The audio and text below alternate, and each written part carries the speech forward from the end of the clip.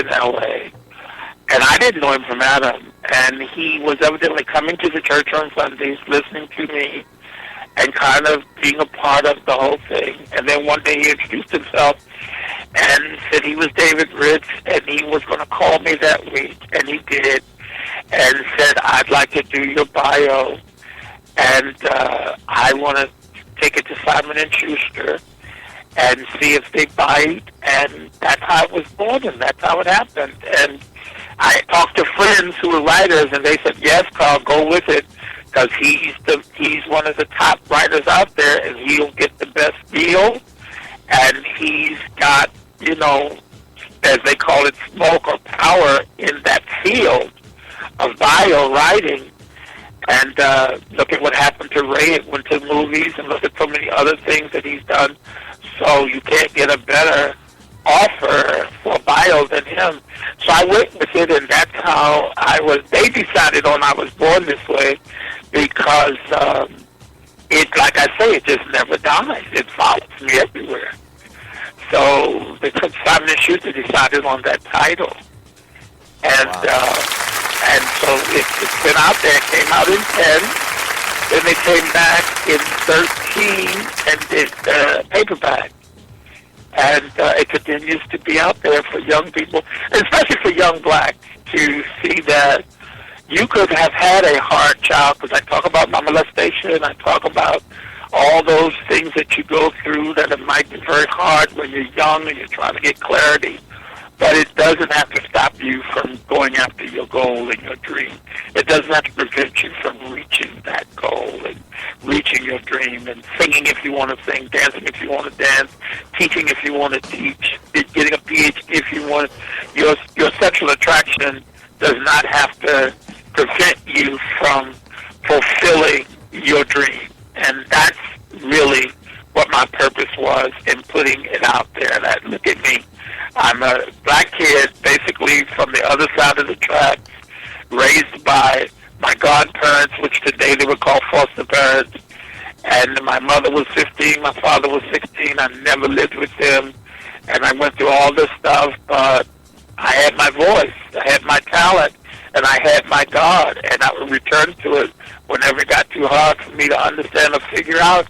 I'd start singing and walking the streets. I walked Harlem streets many a night. Sometimes I'd know where to lay my head and walk till sunlight and just sang all night long. And, you know, but I made it through. I remember sleeping in the brownstone vestibule, almost frostbite in deep snow. But I made it through. So I put it out there to say that, you know, you don't have to give in to the situation you might have been born into or the things you might have experienced. You don't have to give in to that. There's something within you that if you dig deep enough will give you what you need to connect with the power greater than you and cause you to come out triumphant. And that's why I did the book. And it was a blessing, too, at a time when I really needed a financial blessing. But everything I've done, I really believe in all earnest that my purpose on the planet is to bring healing to people's lives. Wow, amazing. Whether it's through preaching, teaching, singing, books, that's my purpose. I really believe that, and always will be. Wow. Now, you came out with this title, Born This Way, many, many years before Lady Gaga. What is this controversy regarding this title of your song? Well, what happened was a young man came and introduced himself to me at church one Sunday. He's Scandinavian, this tall, 6'something blonde, comes into church with a fellow person in the business, and he introduces himself to me, and after service, and he says, do you know how popular you are in Britain and Ireland?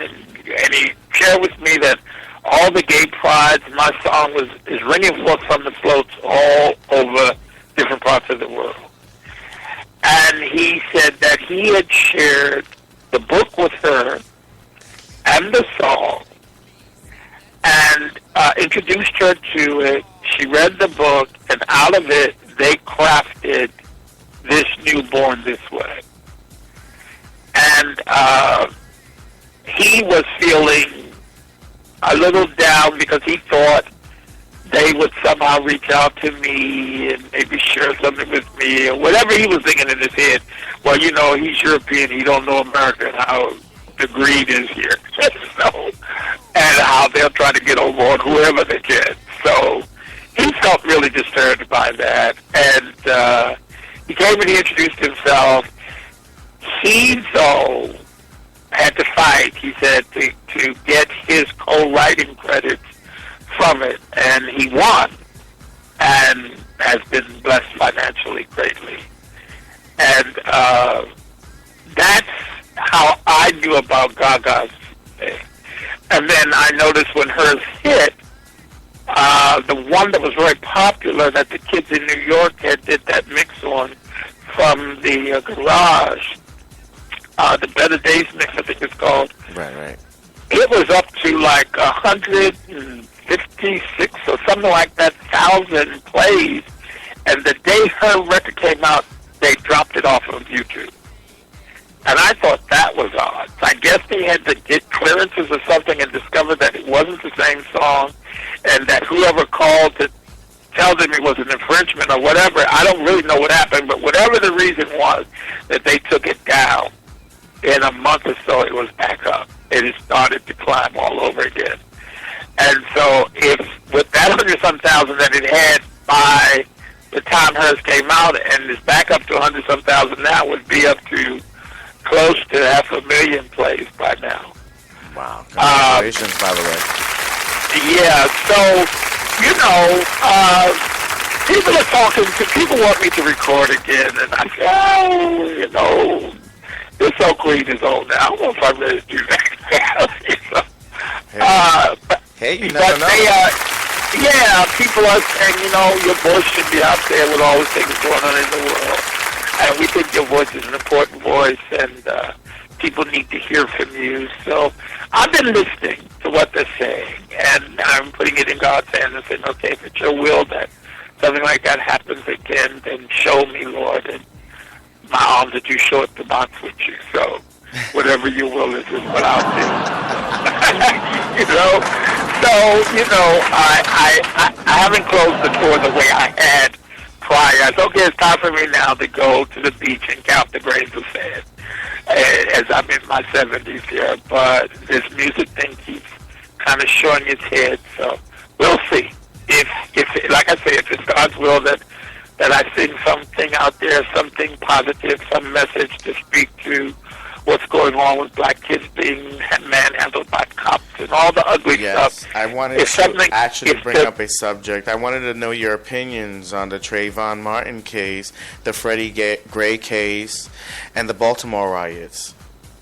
Well, to me, part of the thing that's not being said is they know exactly what they're doing. If you look at those of us from the hood, we know the different folk in the hood. We know Well, before we go into, I know that you made 3 quotes. Okay, let me just read these quotes. Quote number 1 was, "Since I, a black citizen, can be killed by a white police officer, even though I am unarmed because of a perceived threat, can I, a law-abiding black citizen, capable of legal gun ownership, now knowing that all the white officers has to say is he felt threatened by my very presence, protect myself and prevent him from murdering me?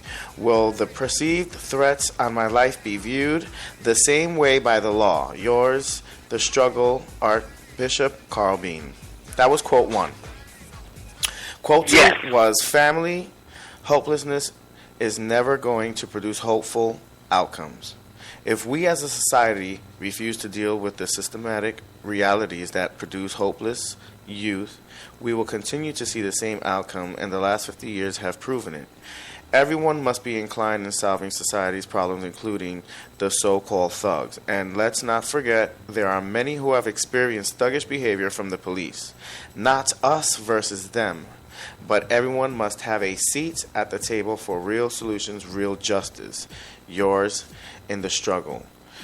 And there was one more quote, which I would like to call quote 3. We cannot and we must not ignore the blatant disrespect for our president, his office, and thereby our people once again. It doesn't matter the words spoken in the speech, the behavior/actions speak louder than words. Yours in a struggle. Archbishop Carl Bean. What were those about? Let's get into those. Can you please? Well, I guess elaborate?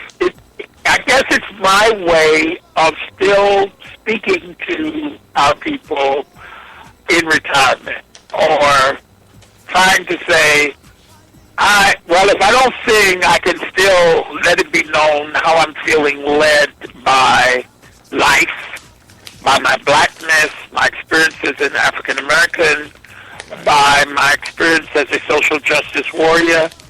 I can still make statements, prick the consciousness of my people, and cause us to think about what's happening around us, and see it through a clear lens, and not just be jaded by the way the press or the news broadcast puts it before us, but to really think critically about what's going on. And I guess that part of me, as long as I'm breathing, will always be there. Because I love my people, and it's real important to me that my people survive. And so those are ways that if I were still in active ministry, I would have put those things in sermons. I would have brought it to my congregation and had it taken out by them as they left. So now what I do is I do it through Facebook, and I can speak to people, because I have disc jockeys all over the world who love me and talk to me.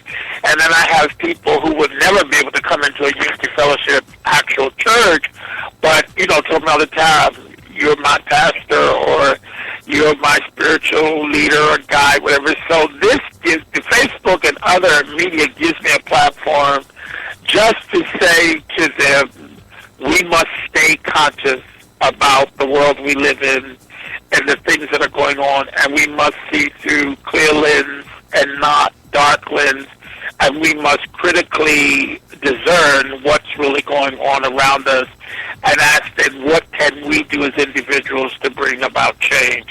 And so that's how I've been doing it.